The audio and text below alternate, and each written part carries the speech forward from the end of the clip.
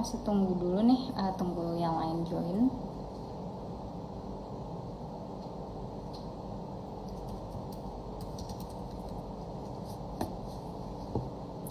Bulan apa kabar?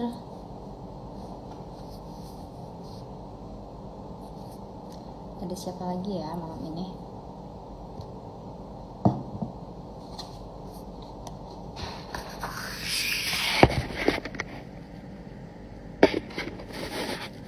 Hai, Mas Alvin. Hai Hai, halo. semua, selamat malam. Halo, malam Mas Alvin. Apa kabar Mas? Hai, halo. Baik-baik, alhamdulillah. Gimana dirimu? Baik, udah mulai bosan gak sih di rumah?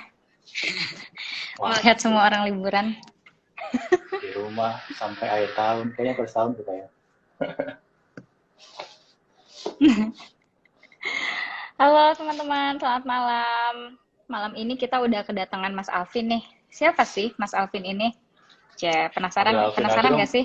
Ada Boleh. siapakah di Vox Pop? Ah, Alvin aja, biar egaliter ya. Em, Siapakah Alvin ini? Nggak ada yang mau nanya-tanya dong. Siapa sih Alvin ini? Mungkin sebelumnya kita kenalan dulu kali ya. Halo teman-teman, aku Rika. Aku baru sekali ini bantu host di Vox Pop. Dulu biasanya bantu nulis, sekarang bantu nongol di Insta Story, Insta Live. Semoga enggak pada kayak, oh ini ya orangnya. Lalu kita malam ini udah kedatangan Mas Alvin. Nah, siapa sih Mas Alvin ini? Mas Alvin mau kenalin diri dulu biar aku nggak salah nih nanti kenalannya. Aku bisa kasih highlight sih sedikit. Jadi kalau aku kepo-kepo ini di Google, Mas Alvin ini adalah salah satu peneliti di Transparency International Indonesia. Tapi yang akan kita bahas nanti di sini tuh lebih ke apa namanya salah satu proyeknya Alvin di mana dia juga jadi co-founder ya. Namanya Never Okay Project. Nah, Never Okay Project ini nanti akan banyak bicara soal pelecehan seksual di tempat kerja. Kok bisa sih Alvin ngomongin pelecehan seksual? Ternyata setelah aku kepoin lebih dalam, dia backgroundnya emang di kriminologi perilaku. Jadi fokus-fokus studinya Mas Alvin ini lebih ke perubahan perilaku, risiko kejahatan, juga etika moral. Nah, mungkin kalau Alvin yang cerita sendiri akan lebih lebih bener nih ya yang diceritain daripada kalau aku kayak nyentek-nyentek terus nanti salah pula. Silakan Alvin. Iya, thank you sekali Ika dan teman-teman Fox Pop ya. Semoga suaraku kedengeran. Ya, semoga kabar Kedengeran. teman-teman dalam keadaan sehat gitu ya. Thank you sekali lagi teman-teman. Perkenalkan, gue Alvin. Tadi sedikit banyak sudah disebutkan sama Rita sebenarnya, tapi memang kalau terkhusus di forum di malam ini, memang kebetulan jadi inisiator Never Okay Project begitu ya, sejak akhir 2017 ya, Desember tepatnya, tanggal 10. Jadi kemarin tanggal 10 kita lagi ulang tahun tuh, Happy Rita. anniversary. Ketiga ya kan, apa namanya, senang senang banget, tapi kayaknya semakin Lagi semakin lucu-lucunya ya. menemukan. Bener banget. Dan biasanya benar, maksudnya 3 tahun ya kan, nggak gampang, dan tentu kalau kalau bicara soal ke depan kayaknya makin banyak hal yang sebenarnya perlu jadi concern kita bersama. Tapi kira-kira kalau bicara soal Never Okay-nya sendiri, biasanya aku kenalin dalam dalam tiga tiga keywords ya. Satu, tentu basisnya adalah inisiatif sosial gitu yang memang didorong langsung sama teman-teman secara kerelawanan gitu. Jadi teman-teman di kami juga punya kerjaan masing-masing gitu ya di berbagai sektor begitu, dan tapi punya kegelisahan yang sama soal ini. Dan yang kedua, tadi sudah disebutkan juga, memang fokus secara spesifik di isu pelecehan seksual, bukan kekerasan, bukan bentuk-bentuk lainnya, kira-kira begitu. Nah, itu menurut kami juga jadi penting karena memudahkan in a way untuk memastikan kerja-kerjanya itu fokus gitu ya. Dan yang ketiga, Hmm. soal dunia kerja tadi. Jadi lingkupnya memang banyak bicara atau ngomonginnya dalam spektrum dunia kerja gitu, baik di sektor yang formal, sektor yang informal gitu, maupun di luar maupun di dalam kantor misalnya. Nah, itu sih sebagai awalan, Rika. Oke, tadi kamu sempat sempat bilang ini kita lingkupnya pelecehan ya, bukan kekerasan. Mungkin masih banyak nih yang belum paham. Mungkin aku tadi juga ada sempat salah bilang nih kekerasan. Biar kita sebelum sebelum lebih jauh, biar kita sama nih perspektifnya apa sih pelecehan itu, Vin? Atau jangan-jangan kita selama ini sering banget dilecehin tapi nggak paham apa itu. Bener banget. Biasanya sih kami merujuk pada dua tiang utama gitu ya kalau kita ngomong soal pelecehan seksual, terutama kalau dalam konteks dunia kerja. Yang pertama biasanya dari Kementerian Tenaga Kerja dulu 2011, udah lama banget sebenarnya, ngeluarin satu panduan yang ngomongin soal ini. Tapi kemudian kritiknya kan zaman berubah gitu, waktu berubah juga. Jadi biasanya dia kemudian tidak include pada kekerasan yang baru atau pelecehan ya, yang baru kita temukan sekarang. Contoh misalnya secara online misalnya itu tidak terliput di dalam definisi itu. Nah, kalau yang lebih update kira-kira yang bisa di-share ke teman-teman hari ini juga biasanya kami mengacu ke konvensi ILO ya, yang diterbitin baru banget di tahun lalu gitu. Yang memang spesifik bicara soal kekerasan dan pelecehan di dunia kerja. Nah, di situ sebenarnya definisinya dia ada tiga dimensi kira-kira. Jadi dia adalah sebuah tindakan gitu ya. Jadi act itu udah clear banget ada satu dan lebih dari satu orang yang kemudian kata kunci pertama itu unwanted, tidak diinginkan gitu ya. Jadi walaupun ada dua orang tapi satu pihaknya itu tidak merasa menginginkan tindakan tersebut. Nah, yang kedua sebenarnya ngomonginnya juga bisa kejadiannya itu bisa tunggal gitu sekali aja, sekali waktu, atau bisa berulang juga. Nah, dulu-dulu kan kita coba nganggap pelecehan seksual itu hanya satu waktu, satu dimensi. Nah, tapi sekarang kemudian bergerak ke arah yang lebih jauh. Gitu. Jadi, repeated violence itu juga termasuk di dalam konteks ini. Yang ketiga, akibatnya itu. Jadi nggak cuma soal fisik, tapi juga bicara soal akibat psikologis dan juga akibat ekonomi. Jadi kalau aku ulas lagi, jadi memang sebuah tindakan yang tentu membawa unsur-unsur seksual gitu ya, yang tidak diinginkan, baik berulang maupun single occurrence gitu ya, dan kemudian mengakibatkan kerugian fisik, psikologis maupun ekonomi. Gitu sih soal pendefinisian. Nah, kalau soal bentuk misalnya kan pasti penasaran gitu ya, atau misalnya kita betul tadi kata Rika banyak banget bingung nggak sih membedakan mana yang termasuk mana yang tidak misalnya. Nah, berdasarkan yang tadi juga biasanya biar lebih mudah kami bagi jadi 3 kelompok. Dia yang maksudnya pelecehan secara fisik, lisan maupun non lisan gitu. Jadi fisik, lisan dan juga non lisan. Nah, kalau fisik itu udah clear itu ya. Jadi memang ada sentuhan fisik, tapi lagi-lagi kata kuncinya dia unwanted, tidak diinginkan. Jadi ada salah satu pihak yang tidak merestui lah kira-kira tindakan itu. Mulai dari misalnya menepok, mencubit, melirik, mencium gitu. Jadi yang sudah ada unsur atau gestur fisiknya. Nah, kedua soal lisan tadi, soal verbal atau komentar gitu ya, yang sekarang atau yang banyak teman-teman di sosial media misalnya utarakan kan banyaknya soal catcalling atau lelucon yang menyasar pada tubuh kita dan lain-lain gitu ya. Non lisan ini jarang diobrolin tapi juga penting. Ini lebih ke arah bahasa tubuh gitu ya, atau gerakan tubuh. Misalnya tadi siul-siulan lah yang paling sering ya. Atau misalnya juga kalau dalam konteks itu pelecehan by online juga mulai banyak tuh sekarang kayak sharing materi pornografi yang tidak diinginkan juga misalnya ya ngasih, atau sering ngasih gambar-gambar yang tidak diinginkan juga. Jadi kira-kira secara umum sih itu. Jadi ada fisik, lisan dan juga non lisan ya. Misalnya nih, aku langsung masuk ke contoh kali ya biar teman-teman lebih ngerti juga. Misalnya nih, aku minggu lalu sempat kumpul sama orang-orang.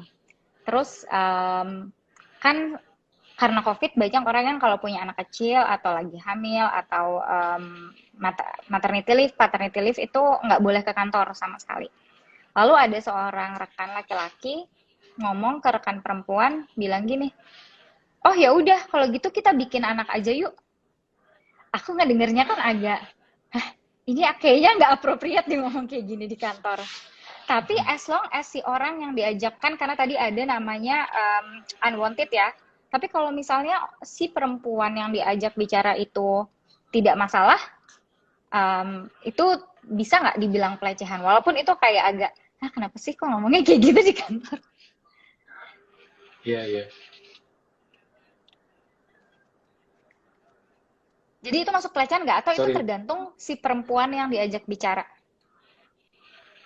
Eh, Biasanya kan kadang-kadang kita kesulitan ya untuk menentukan mana sih yang termasuk mana yang tidak, abu-abu gitulah, apalagi kalau kita Hmm. bicara soal konteks Hmm. ya masing-masing di kita kan beda juga. Nah biasanya kita ngasih empat empat empat hal yang bisa digunakan untuk kita untuk identifikasi lebih mudah gitu.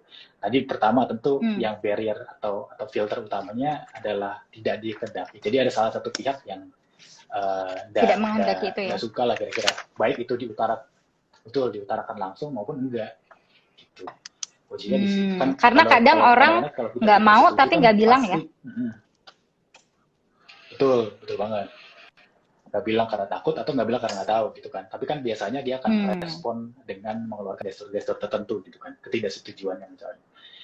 Nah, Hmm. yang kedua misalnya kalau udah clear banget apa namanya sudah disertai itu ya ancaman misalnya, kan itu udah kelihatan bahwa Hmm. itu udah clear banget tuh bahwa itu adalah bagian Hmm. dari even soal pelecehannya. Nah, yang biasanya kemudian yang paling penting juga soal dampaknya juga gitu. Nah, ketika kita menerima itu pertama kali, Hmm. itu dampaknya gimana sih kalau kita merasa nggak nyaman? Nah, itu sih kita harus tegaskan ya pada akhirnya. Karena walaupun Oke. kemudian kadar orang menerima itu berbeda-beda, tapi pasti secara umum akan ada rasa tidak nyamanan yang kita kira sama ya, menurutku ke situ. Oke. Oke. Kalau aku dengar yang empat apa namanya tadi, empat bucket yang kamu bilang, unwanted, single or occurring, akibat dan segala macam Hmm, ini kan sebenarnya bisa terjadi di mana aja ya, nggak cuma di tempat kerja ya, bisa juga di ya. bis atau di mall atau di mana. Kenapa kalian fokusnya hanya di tempat kerja aja? Ada Nah, alasan khusus nggak sih?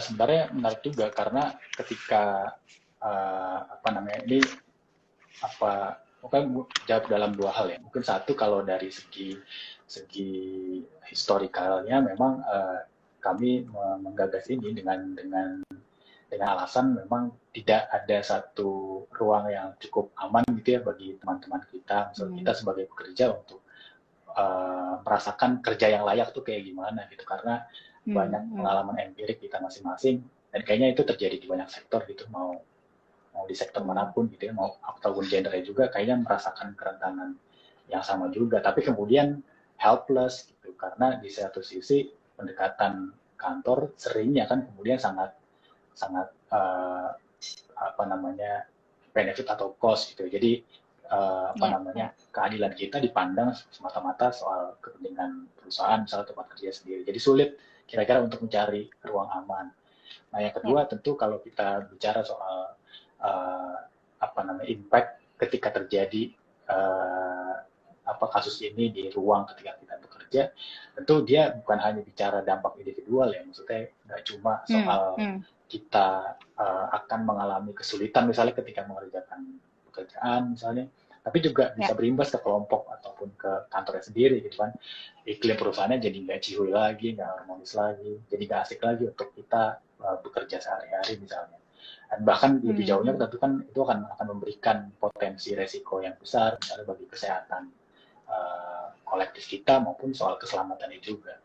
Nah, yang ketiga sebenarnya soal soal problem itu ya institusional ya. Kadang-kadang tadi kalau Hmm. kita bicara soal sulitnya mencari ruang aman di tempat kerja, uh, apa dan kita sendiri sebenarnya tidak tidak punya cukup banyak pengetahuan soal resiko-resiko ini ya nggak sih. Kita sering banget misalnya tahu Hmm. misalnya Hmm. Hmm. potensi atau bentuk pelecehan misalnya di ruang publik tadi di bis dan itu kayak gimana, tapi sulit untuk membedakan soal hal-hal ini ketika kita memang berada di lingkungan yang sangat kita bergantung gitu, kita punya Ya. ketergantungan secara ekonomi di sana gitu. Jadi kadang-kadang bakal mikir dua kali misalnya untuk melakukan pengaduan ya nggak sih, atau misalnya bahkan Iya, berpikir iya, untuk iya. Dan melakukan nggak berani gitu dokumentasi ya. itu pasti bakal takut banget gitu. Jadi barrier itu sih yang kurasa niatnya adalah untuk kita bisa kasih pemahaman kolektif bersama, karena bagi kita nih Hmm. penting gitu, maksudnya merasakan kerja layak gitu. itu penting dan harus dimulai dari pengetahuan yang cukup. Tadi kamu ada bilang soalnya nih ada ketergantungan ekonomi nih, orang jadi nggak berani ngomong juga.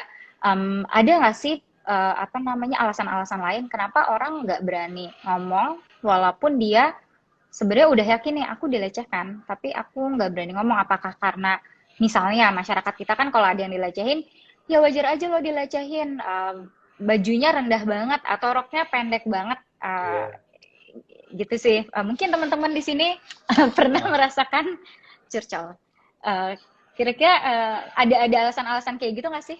Nah, iya, menariknya itu juga, Rika. Jadi karena kami ketika di awal juga sangat tidak punya kapasitas dan pengetahuan cukup ya kalau kita bicara soal ini, karena datanya nggak ada di Indonesia gitu. Jarang sekali misalnya organisasi atau institusi publik misalnya yang punya cukup banyak informasi soal ini. Makanya kemudian 3 tahun terakhir kita pun berusaha untuk memotret melalui survei-survei. Nah, dari survei-survei tadi sebenarnya yang menarik juga, kita juga nanya secara spesifik gitu. Kalau Anda misalnya menjadi korban, apakah melapor? Kalau tidak melapor, alasannya kenapa? Nah, 3 teratas yang menyatakan bahwa mereka tidak melapor, alasannya satu, karena manajemen atau HR-nya, atau apapun sebutannya di dalam kantor teman-teman gitu ya, itu tidak cukup, dirasa tidak akan melakukan apapun gitu, baik kepentingan kita sebagai korban gitu. Nah, jadi merasa ada harmonisan gitu ya di antara mereka, dua pihak ini. Dan yang kedua, tadi Rika sudah sebutkan juga, ada kultur victim blaming yang masih kuat banget di kita. Jadi takut banget disalahin, dan itu jumlahnya besar banget di survei terakhir. Gitu. Jadi alih-alih misalnya dia confident gitu bahwa yakin dirinya itu benar dan memperjuangkan keadilan untuk dirinya, tapi tadi ada barrier kultural yang sangat kemudian menentukan ya pertimbangan untuk dia melanjutkan atau tidak. Dan ketiga tadi khawatir akan mempengaruhi karirnya. Gitu. Tentu kalau kita bicara soal tadi ya relasi antara pekerja dan yang pemberi kerja kan sangat timpang gitu ya, sangat vertikal, relasi kuasa sangat clear. Itu jadi bicara soal maju atau nggak maju ya itu sangat ditentukan dari hal-hal tadi. Oke. Sebelum aku ke pertanyaan selanjutnya, teman-teman, halo, ada Mas Saliki Dwi Saputra, ada Mariana, Fitri, Mas Aris, Roxy, Alfi, Haryo, dan teman-teman yang lain.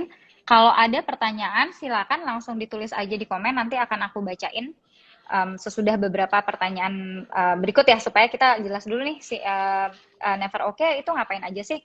Nah, lanjut dari yang Alvin bilang tadi, kan kita ada 3 alasan kenapa orang takut melapor. Tapi juga apakah ada kecenderungan ini juga tergantung pada siapa pelakunya. Kira-kira siapa aja sih pelakunya, dan apakah pelaku ini akhirnya mempengaruhi kecenderungan orang untuk melapor atau tidak? Ya, ngeri juga ya kalau bosnya langsung yang melakukan kan kayak. Nah, itu dia kan semakin kompleks ya kalau kita bicara dunia kerja. Tapi kira-kira asumsinya benar banget tadi yang Rika bilang. Kita juga di awal ketika mau melakukan survei sangat yakin misalnya ini pasti pelakunya cuma atasan gitu. Karena tadi ya kalau kita bicara power yang timpang itu sangat mendukung lah kira-kira untuk melakukan itu. Dan memang terkonfirmasi dari 3 survei terakhir itu mayoritas paling banyak dominan adalah atasan gitu. Baik misalnya atasan langsung maupun tidak langsung. Jadi tidak langsung maksudnya jadi apakah banyak persoalan kuasa juga ya? Ada yang betul banget, dan makin kelihatan ya kalau di dalam konteks dunia kerja. Nah, tadi atasannya itu bisa atasan langsung gitu, misalnya tim leader kita langsung lah contoh, atau misalnya tim leader yang lain gitu, kelompok lain misalnya yang kita bekerja juga gitu, tapi secara jabatan tetap berbeda misalnya gitu. Dan yang kedua yang beberapa temuan yang menarik juga soal rekan sebaya juga, yang kalau dari survei kita menempati posisi kedua ya. Jadi ternyata peer peer support group tadi, peer groupnya itu atau teman-teman segeng kita itu juga dianggap oleh para responden kita itu banyak juga ngelakuin ini gitu. Mungkin tadi ya karena dianggap sudah santai, sudah chill gitu ya, teman sendiri dan lain-lain. Jadi mungkin tingkat mereka untuk mempertimbangkan soal hal ini jauh lebih rendah misalnya dibandingkan lain. Nah, yang menarik juga soal kita nemuin rekan kerja di kantor yang lain gitu atau pihak tiga gitu. Jadi misalnya kan kita sering banget mungkin di klien beberapa gitu ya. betul banget. Contohnya misalnya klien kan kita sering misalnya berhubungan berkomunikasi sama orang di luar kantor kita gitu ya. Nah, tapi ternyata nggak ada mutu kemudian juga mereka juga jadi pelaku. Dan benar banget sebenarnya tadi apa namanya nggak cuma ketiga relasi itu aja. Di terakhir kita juga nemuin bahwa yang sebenarnya posisinya di bawah kita misalnya itu juga sama berpotensinya. Jadi sebenarnya stressing point-nya semuanya, misalnya semua jenjang posisi atau jabatan berpotensi jadi pelaku. Tapi memang kita meng-highlight mereka yang punya kuasa lebih misalnya dalam konteks jabatannya ataupun gendernya misalnya laki-laki misalnya yang lebih dominan di dalam kantor itu misalnya itu jauh lebih berpotensi untuk melakukan pelecehan seksual gitu. Oke. Jadi ketimpangan relasi kuasa itu lumayan tinggi ya pengaruhnya ya. Tadi kan kamu bilang ada orang tuh melakukan bisa jadi kayak tidak tahu atau emang dia sengaja kayak emang udah pengen melecehkan aja gitu. Kalau selama ini ada kelihatan nggak sih kebanyakan orang melakukan ini karena dia nggak tahu aja, karena dia emang kayak dari culture yang rapis aja atau dia kayak emang udah apa ya, dia memang ingin melakukan hal tersebut ke si korbannya ini, ke si penyintasnya ini. Iya, kalau dari atau lebih ke tidak tahu. apa namanya temuan, iya kalau dari misalnya kalau kita basiskan dari data-data yang kita kolek ataupun misalnya cerita-cerita yang masuk ke dalam website kita, karena kita juga menerima cerita-cerita gitu ya secara anonim. Nah di situ secara umum kalau kita tarik memang apa namanya kita melihat kultur mewajarkan suatu tindak pelecehan misalnya itu kuat banget gitu. Jadi nggak kenal soal sektor mana yang kita lihat, nggak kenal lebih banyak atau lebih dominan gender laki-laki atau perempuan misalnya dalam suatu kantor dan lain-lain. Ternyata budaya normalisasi itu jadi pemicu yang kuat banget gitu. Jadi dan itu tidak dan itu berpengaruh juga di iklim kerja yang tadi misalnya even lebih banyak perempuan ya dan lain-lain. Itu tidak menjamin sebenarnya kalau kita lihat dari data-data kita yang sangat menentukan tadi apakah kemudian teman-teman kita, segeng kita misalnya atau tim kita itu punya sikap ataupun apa namanya pemahaman yang lebih normalkan atau tidak soal pelecehan. Jadi secara umum itu ya. Jadi itu sangat cukup menentukan kalau kita lihat dari data-data yang kita temukan. Dan lainnya juga ya soal relasi kuasa, aku rasa penting juga untuk mention soal jabatan tadi gitu.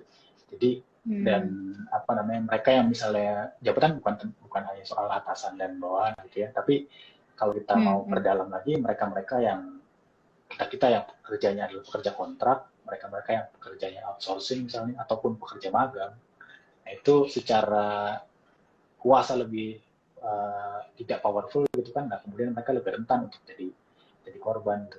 Jadi kita lihat juga bahwa ada power play juga yang sangat dominan selain tadi soal iklim pewajaran yang banyak juga terjadi. Oke. Nah tadi kan kamu ada bilang kita menerima cerita masuk ya, berarti Never Okay ini kayak platform untuk terima kayak semacam pengaduan anonim atau tempat curhat gitu ya.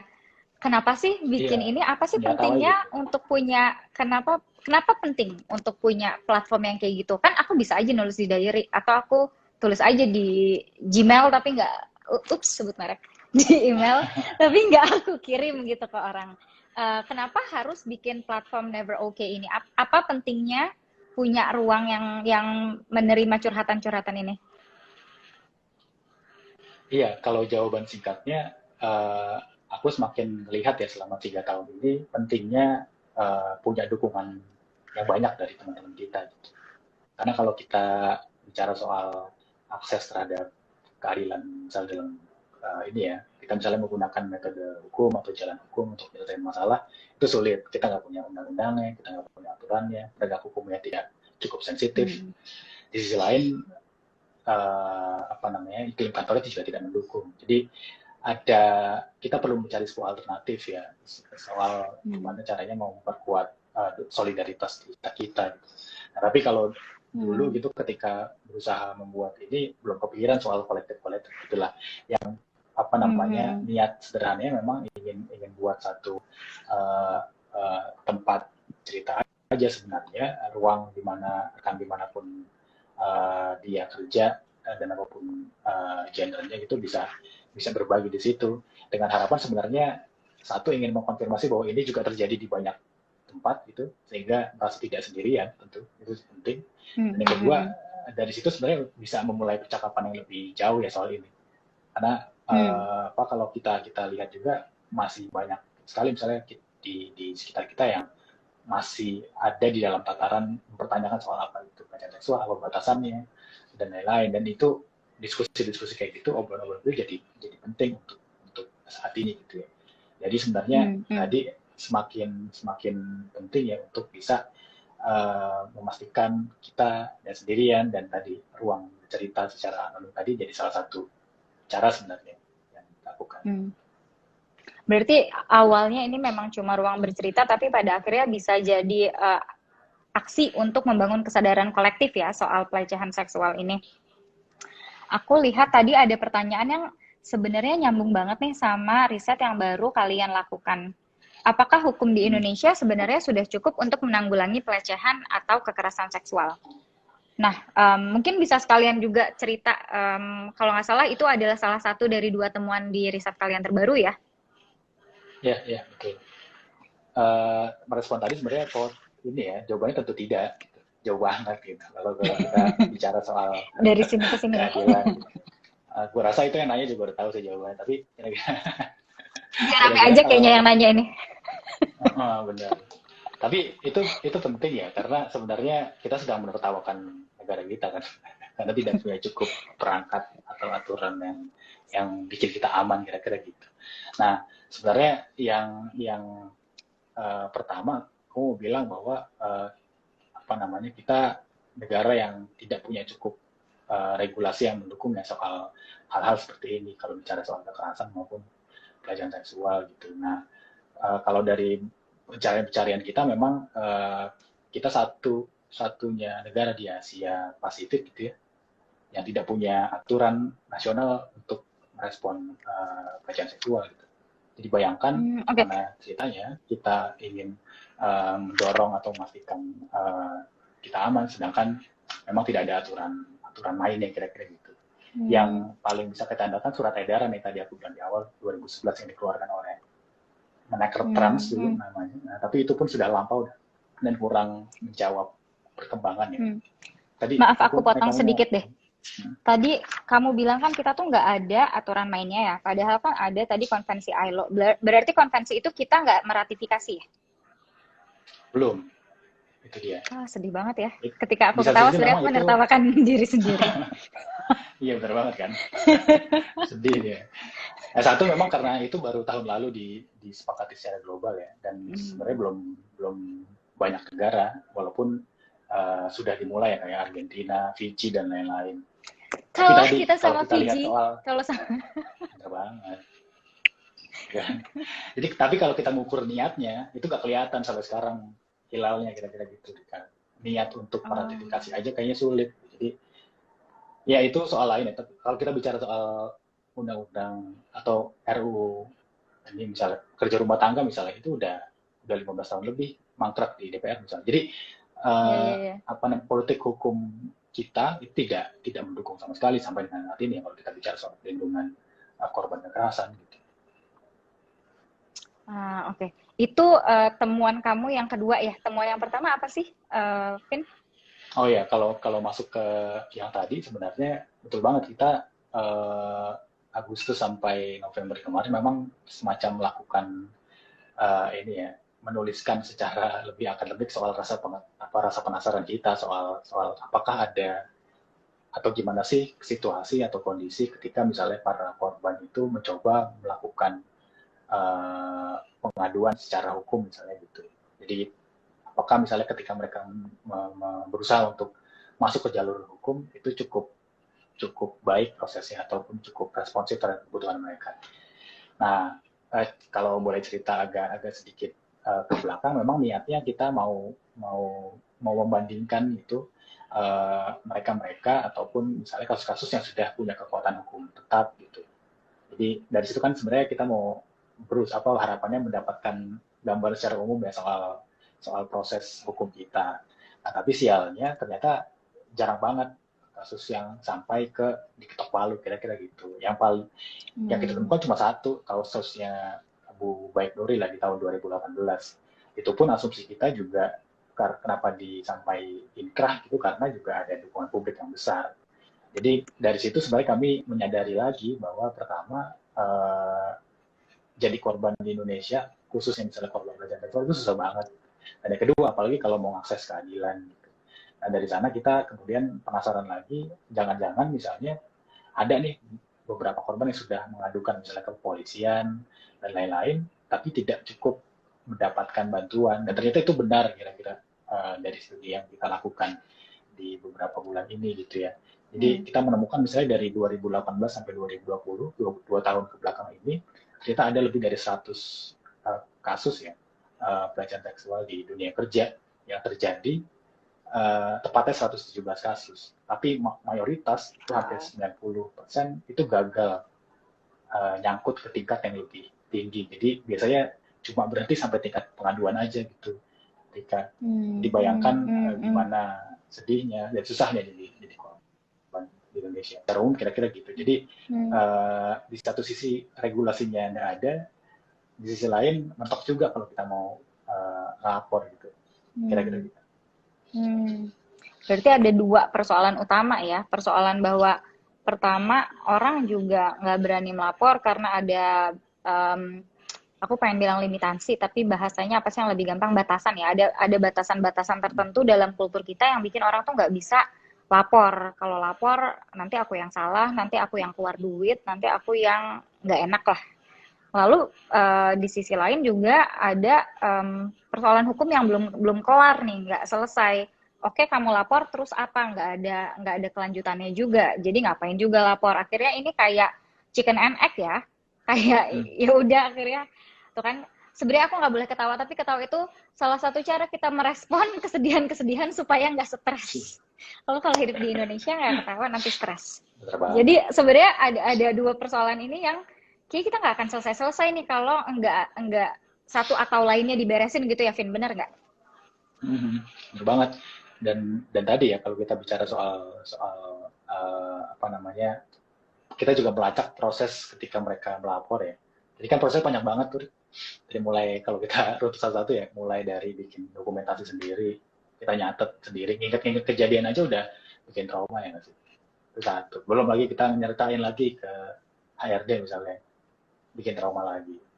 Belum kalau misalnya kita lapor lagi ke polisi, kita cerita lagi. Jadi pengulangan itu juga membuat kita exhausting secara emosional juga, capek banget. Belum lagi tadi kalau misalnya mending misalnya kantornya bersedia untuk melakukan pendampingan misalnya, ngasih support selama proses itu. Kalau tidak, kita keluar sendiri.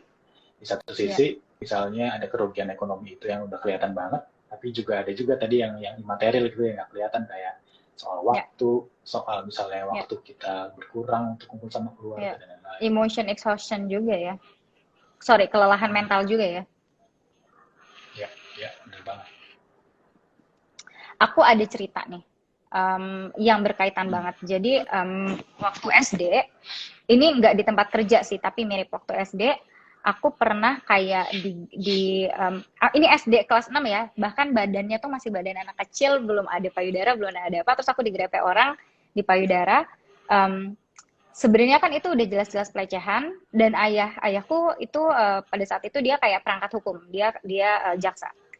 Tapi dia tahu betapa hukum kita tuh nggak akan menyelesaikan persoalan ini. Jadi dia juga nggak pernah bawa persoalan ini ke ranah hukum, dan dia tuh kayak malah cuma cari orang itu dan kayak mau menyelesaikan sendiri. Karena emang bahkan orang hukumnya sendiri bukan ini ya, gimana ya, dia udah tahu kalaupun dilaporkan, ini nggak akan kemana-mana. Bahkan kasarnya kayak orang dalamnya aja mikirnya udah kayak gitu ya. Jadi sebegitu menyedihkannya apa namanya effortnya negara kita, upayanya negara kita untuk menyelesaikan kasus-kasus pelecehan gitu ya. Iya, ironis banget kan, apalagi kalau orang yang ngerti hukum yang ngomong gitu kan. Sudah prediksi sendiri sebenarnya. Iya. Nah, sebelum aku ke pertanyaan selanjutnya, aku mau bacain komen dulu. Tadi Mas Koko, saya awam, tolong jangan diketawain. Mana ada Mas Koko Halo, Mas awam. Koko. Junjungan kita semua ya. Ini ada dari Anggi Let's So In. Bang Alpin mau tanya, apakah Never OK juga bekerja sama dengan pemerintah atau swasta untuk sama-sama membantu pemulihan korban kekerasan seksual, khususnya dalam hal psikis korban dan juga cara preventifnya, pencegahannya ya maksudnya. Sorry, sebelum kita lanjut, aku pengen bilang dulu. Tadi aku ada sebut, apakah kita meratifikasi ILO? Itu tuh maksudnya meratifikasi itu kayak semacam kita approve gak sih si aturan itu, kita ambil gak sih aturan itu untuk kayak semacam diterima di hukum kita ya, bahasa gampangnya kayak gitu ya, Alvin ya, benar nggak? Benar. Dibikin jadi biar undang-undang kita sendiri. ya dibikin jadi aturan sendiri di dalam negeri gitu ya, biar kita nggak SJW banget kan bahasanya. Iya, benar. Oke, sorry. Oke. Jadi gimana nih, Never OK ada nggak sih bikin pemulihan korban psikis dan cara menanggulanginya dan mencegahnya, sorry. Ya sebenarnya apa namanya, kalau kita bicara soal siapa-siapa saja yang perlu kita dekati gitu ya, sebenarnya kan banyak banget, dan kita rasa memang pemerintah jadi salah satu aktor yang penting banget buat kita ajak gandeng bareng kira-kira gitu. Nah, problemnya memang akan cukup sulit misalnya kalau kita bicara soal pendampingan secara langsung ya.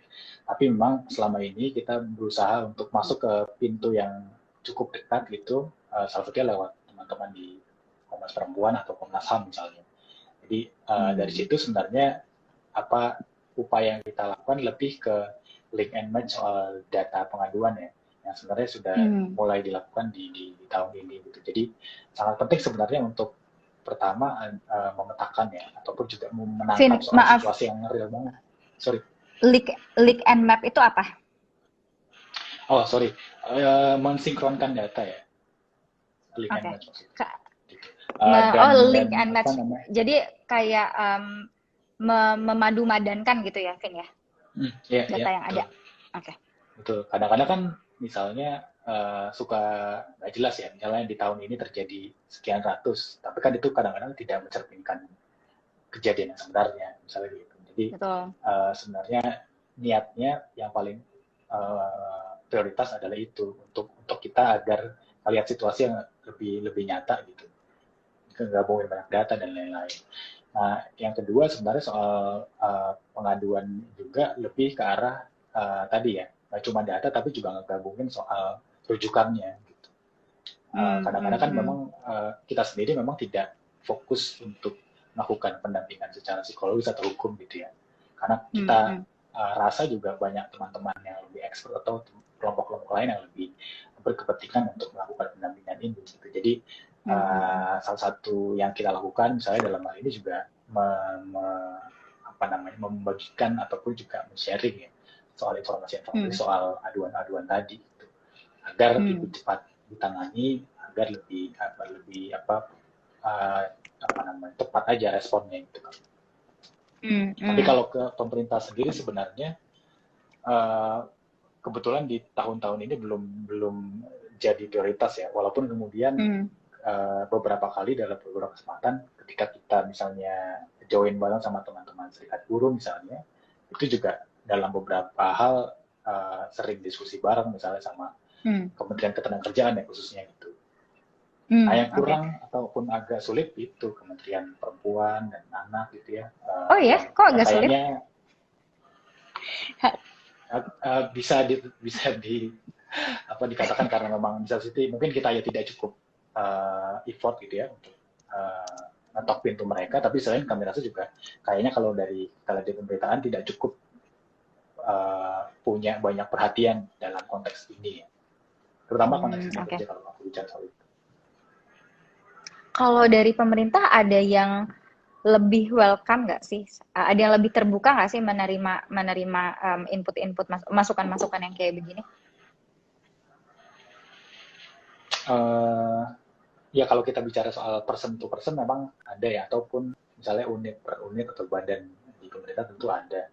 Tapi tentu jumlahnya lebih sedikit dibandingkan mereka yang tidak sepakat misalnya, ataupun punya pandangan yang berbeda soal bagaimana mengatur ini gitu ya.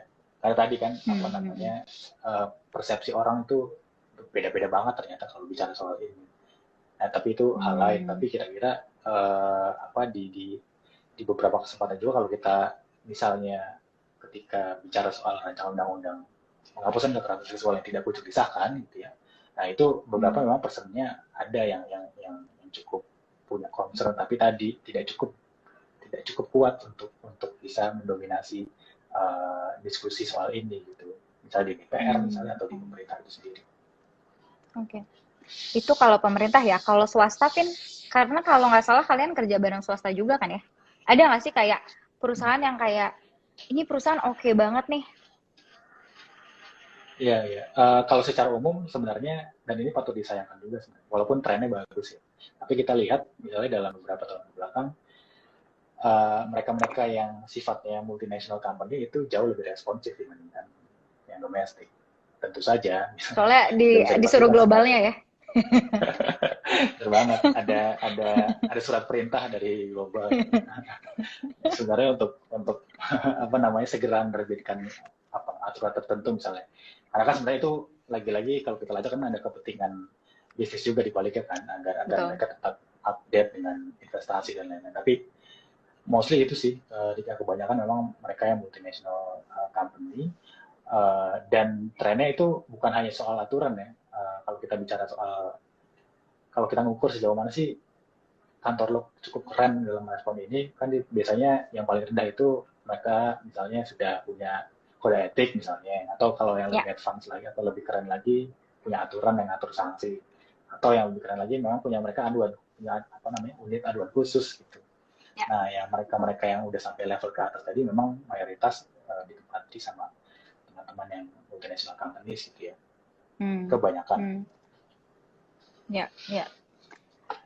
Bener banget sih. Aku pernah kerja di perusahaan yang dia punya kode etik, lalu dia punya bilangnya korespondensi etik. Jadi korespondensi etik ini untuk apabila kamu merasa tidak nyaman atau dilecehkan atau apa, kamu akan lapornya ke si korespondensi etik ini secara anonim, jadi nggak ada namanya. Cuma meskipun itu anonim, orang tetap ada kayaknya ketidakpercayaan ya, bukan karena dia nggak percaya sama orang ini, tapi secara kultural kita memang tidak dibiasakan untuk speak up untuk ngomong kalau kita merasa tidak nyaman atas sesuatu, karena kayaknya di kultur kita sekarang ini masih kayak kalau orang ngomong, kalau orang cerita masih kayak baper, lebay banget sih loh, masih kayak gitu nggak sih? Itu ada juga nggak yang temuan-temuan yang kayak gitu? Iya, sebenarnya salah satu Yang tadi kamu bilang normalisasi ya? Iya, benar banget sebenarnya salah satu yang kita kepengen ataupun tujuan sucinya gitu ketika membangun website memang itu ya, agar sebenarnya dia atau kita itu sama-sama terpicu ketika melihat cerita-cerita orang ataupun orang-orang yang sudah berani cerita gitu, agar sebenarnya menginspirasi ya. Niat baiknya sih itu agar apa namanya hal itu tertular sebenarnya, dan sebagai pesan juga sebenarnya bahwa ya menceritakan hal yang sebenarnya buat kita tidak nyaman itu sangat tidak apa-apa gitu. Ya. Jadi sangat ya apa namanya hal yang seharusnya kita wajarkan lah dan dianggap sebagai hal yang normal kan harusnya gitu. Dan apa namanya tadi ya kalau kita bicara soal data-data itu kan juga tricky sebenarnya itu kalau kita mereka-mereka yang berani untuk mengisi survei misalnya, tentu mereka-mereka yang sudah dalam tahap berani untuk bercerita gitu kan. Kalau kita biasanya mereka lebih terbuka juga pikirannya dan lebih punya akses terhadap informasi ya. Jadi ada ketimpangan sosial juga di sini dan ketimpangan ekonomi.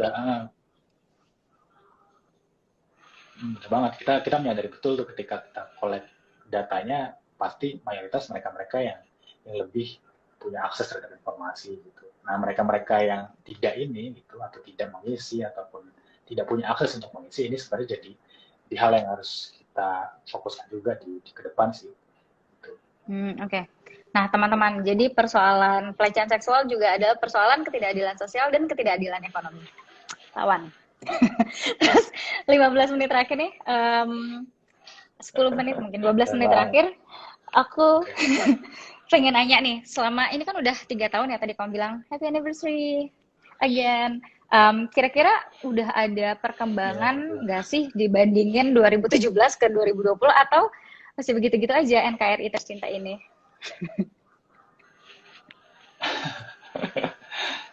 Sebenarnya aku nggak tahu juga jawaban pastinya ya, karena satu ya kita memang tidak melakukan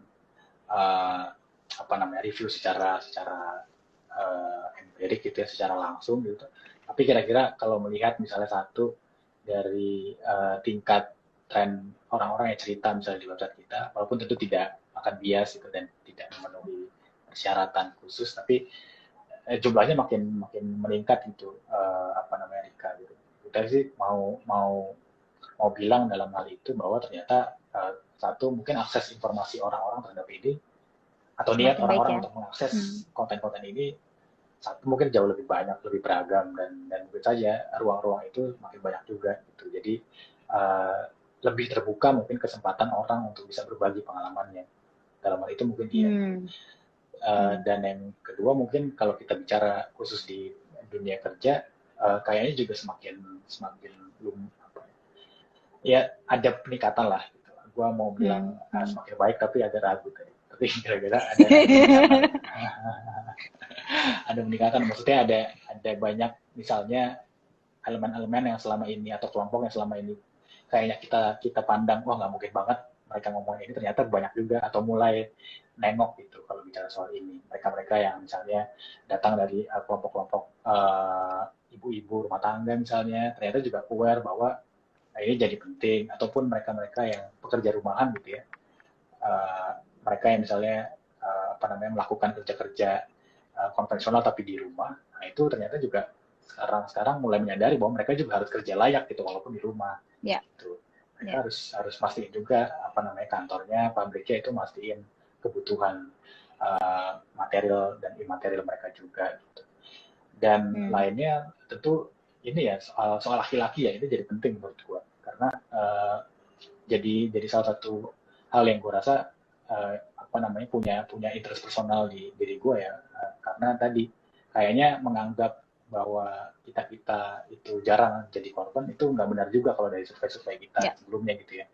Ternyata banyak juga yang kemudian sama-sama berpotensi jadi korban juga, tidak memandang gender. Makanya perkembangannya sebenarnya kayaknya sih beberapa semakin ada lah teman-teman kita sejawat yang laki-laki itu mau mulai nengok soal isu ini.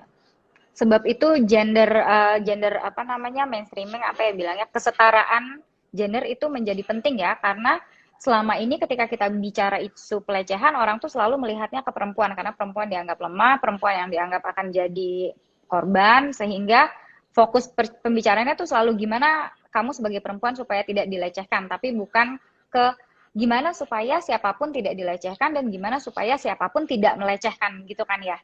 Jadi kenapa gender mainstreaming dan gender, aku bahasanya SJW banget, keadilan gender itu menjadi penting supaya laki-laki juga ngerasa dia nggak perlu malu ketika harus keluar bercerita, melapor sebagai korban, karena bukan berarti kamu tidak maskulin, bukan berarti kamu lemah, bukan berarti kamu kurang laki-laki kalau kamu melapor, begitu ya, Vin, benar nggak? Ya, benar banget.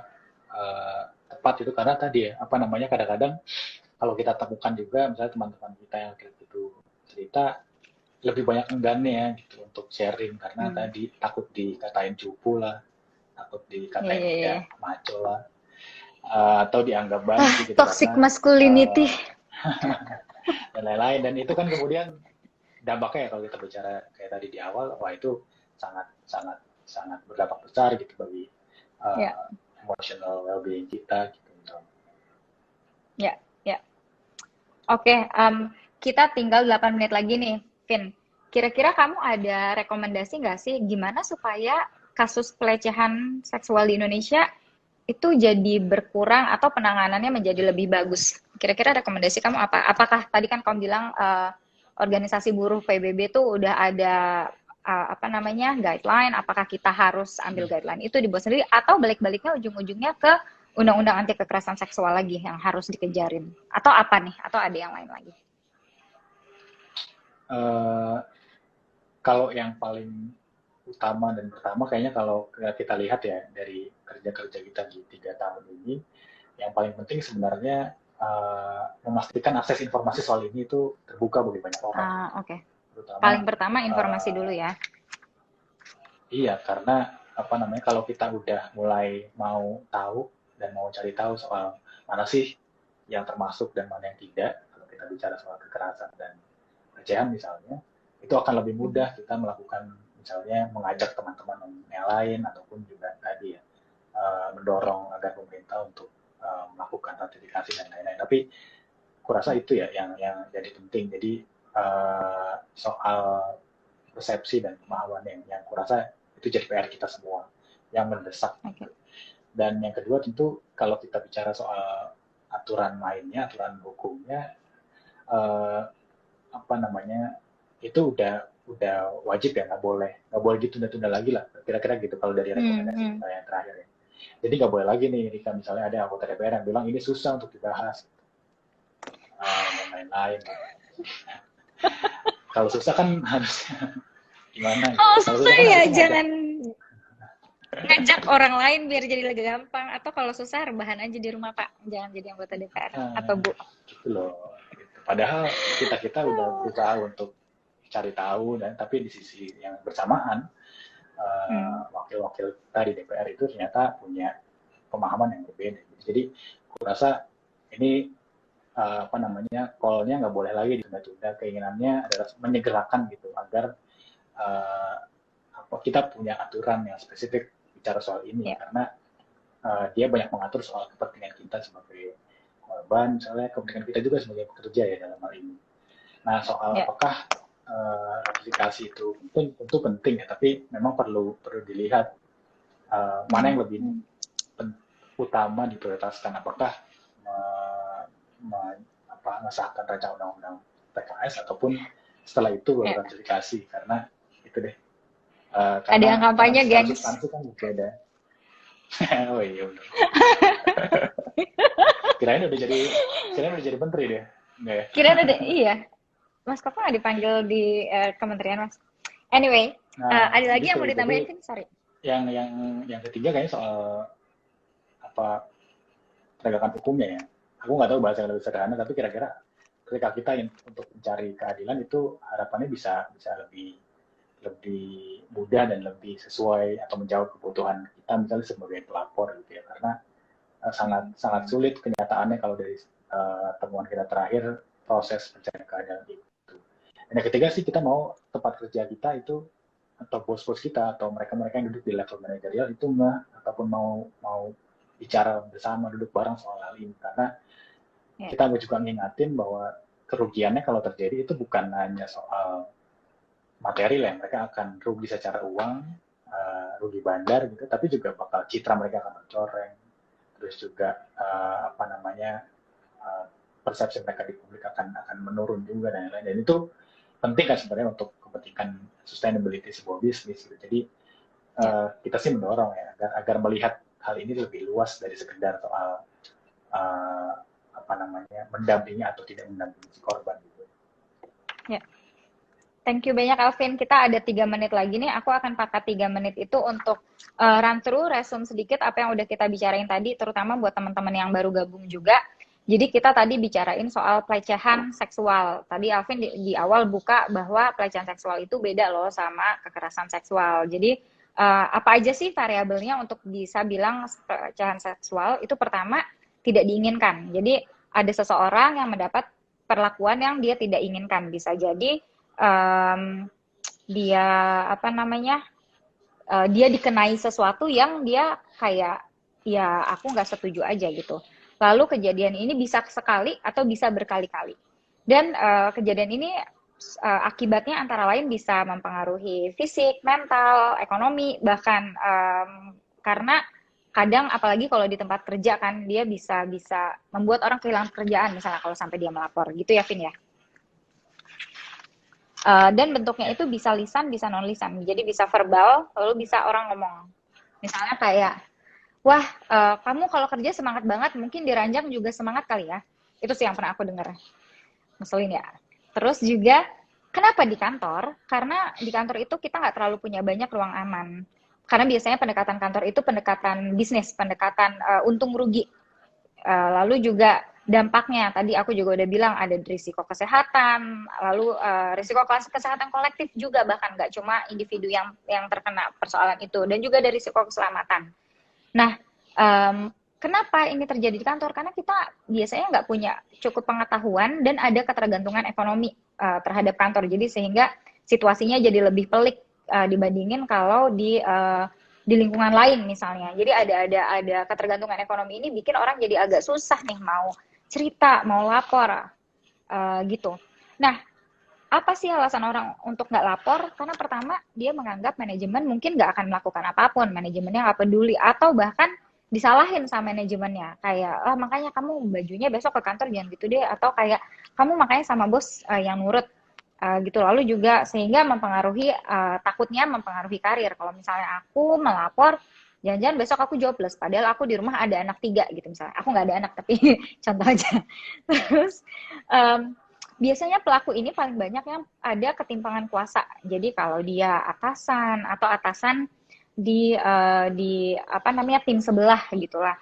Tapi juga ada biasanya peer-nya, teman-temannya juga yang melakukan itu atau bahkan klien. Karena kan kadang kita pingin dapat bisnis dari klien itu sehingga kadang agak-agak si klien itu ngerasa lebih punya kuasa mungkin ya. Jadi sehingga berani melakukan hal tersebut gitu. Bisa terjadi dari manapun, bahkan dari orang yang di bawah atau apa ya report ke dia, orang yang semacam anak buahnya. Tapi yang lebih banyak dilihat itu ketika ada ketimpangan kuasa ya, ada relasi kuasa yang tidak seimbang. Nah, kenapa bisa terjadi begitu? Karena tadi ada kultur kewajaran, seolah-olah itu normal aja kok kalau dia bercandanya kayak gitu, kamu jangan baper gitu. Nah, sebab itu perlu ada ruang seperti Never Okay, di mana orang tuh bisa cerita, bisa tahu bahwa dia nggak sendiri, bisa dikuatkan bahwa kamu benar, jangan mempertanyakan diri kamu sendiri lagi, kamu udah di jalan yang benar kalau kamu pengen melapor, atau kalau kamu merasa ini adalah salah, kamu benar, pikirannya udah kayak gitu. Jadi kayak itu semacam ruang untuk orang saling menguatkan, untuk cerita, untuk karena kan kadang tuh orang nggak berani ya cerita kayak gini ke teman juga, karena takut dijudge sama temennya gitu. Nah, pada akhirnya ruang-ruang kayak Never Okay Project ini bisa membantu kita untuk membangun kesadaran kolektif nih teman-teman. Jadi nanti misalnya aku yang tadinya nggak tahu jadi tahu.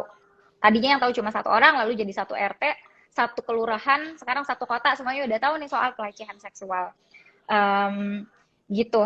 Nah, persoalan utamanya di Indonesia itu secara hukum kita masih belum kuat nih. Makanya kita perlu bangun dulu kesadaran kolektif tadi. Karena jarang banget kasus di Indonesia itu sampai ke persidangan dan ketok palu. Dari 170 kasus yang ditemukan sama Never Okay Project, 90%-nya kelar di pengadilan. Bukan berarti kelar selesai persoalannya, tapi gagal, nggak maju lagi, gagal di pengaduan aja.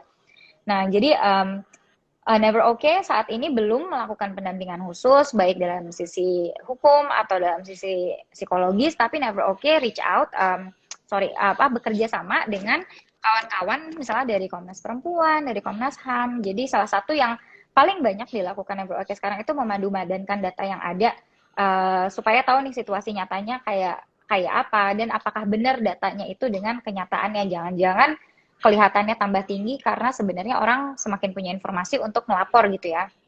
Semakin punya kayak amunisi untuk melapor. Kalau mungkin 10 tahun lalu orang belum berani, sekarang orang udah mulai lebih berani gitu. Tapi sejauh ini belum ada pendampingan ya, Vin ya. Nah, kalau dari Alvin sendiri, rekomendasinya tadi ada 3. Pertama, akses informasi dulu nih, supaya orang tahu itu adalah hal yang salah dan harus diperbaiki. Dengan adanya akses informasi ini, itu bisa bantu persepsi dan pemahaman kita semua. Apa sih pelecehan itu? Ini aku dilecehkan nggak sih? Kedua, harus ada aturan hukum yang spesifik dulu. Cuma persoalannya nggak cuma ada aturan hukum. Ini persoalan klasik Indonesia, aturan hukumnya ada, tapi nggak ada penegakan yang nggak dijalanin. Aku backgroundnya lingkungan, kalau kita lihat di lingkungan tuh banyak banget juga yang kayak gitu. Ini aturannya Indonesia tuh bagus banget deh kalau dilihat di kertas, tapi ya gitu pelaksanaannya. Nah, terakhir itu di level perkantorannya sendiri, company-nya sendiri itu harus di level manajerial itu harus duduk bareng, diobrolin, terbuka, dan harus mulai melihat ini nggak cuma persoalan untung rugi, walaupun sebenarnya ini bisa juga mempengaruhi reputasi perusahaan, benefit perusahaan dalam jangka lebih panjang lagi ya, keuntungan perusahaan dalam jangka lebih panjang lagi, yang nggak cuma dalam sisi nominal rupiah, tapi juga pada akhirnya bisa mempengaruhi rupiah kan. Kalau misalnya kamu punya reputasi jelek, bisa jadi keuntungannya jadi turun, orang boykot produk kamu misalnya. Hal-hal kayak gitu ya, Vin ya. Nah, itu aja kalau dari yang kita obrolin malam ini. Sebelum kita ciao, Alvin ada yang mau ditambahin lagi? Aku speechless tadi ketika kamu rangsul, tapi intinya udah mantap lah itu. Dan kalau ditanya soal hal apa punchline terakhir, kayaknya kalau dari kita selama ini berusaha ya secara kolektif bareng-bareng selama hampir 3 tahun terakhir, sebenarnya yang paling penting kayaknya itu ya, bercerita itu jadi salah satu alat paling ampuh kayak yang bisa kita mulai dari kita masing-masing gitu. Jadi merasakan bahwa ada ketidaknyamanan itu harusnya bisa kita utarakan secara lebih jelas gitu. Karena itu sebenarnya langkah utama gitu ya, kalau kita naik tangga itu kayaknya pijakan pertama kira-kira gitu kita untuk bisa mulai mengakses keadilan yang lebih substansial gitu. Siap. Oh, berarti tagline kita malam ini adalah cerita gitu ya. Iya, jangan kerja-kerja doang, tapi cerita juga. Iya, tapi juga cerita. Maaf, tadi ada yang penting banget kamu bilang, aku lupa rangkum soal kesetaraan gender ya, bahwa laki-laki juga bisa jadi victim dan laki-laki nggak boleh nggak perlu malu bahwa dia jadi victim. Jadi ini harus dinormalkan bahwa laki-laki melapor juga ketika dia menjadi korban pelecehan. Jangan terjerembab dalam toxic maskulinitas beracun gitu. Ya. Oke teman-teman, terima kasih banget udah tune in, udah gabung sama aku dan Alvin. Jangan lupa abis ini ceritanya di mana, di neverokproject.org. Ya, neverokproject.org. Dadah semuanya, dadah Alvin, terima kasih banyak. Thank you Rika, thank you ya. Terima kasih. Terima kasih.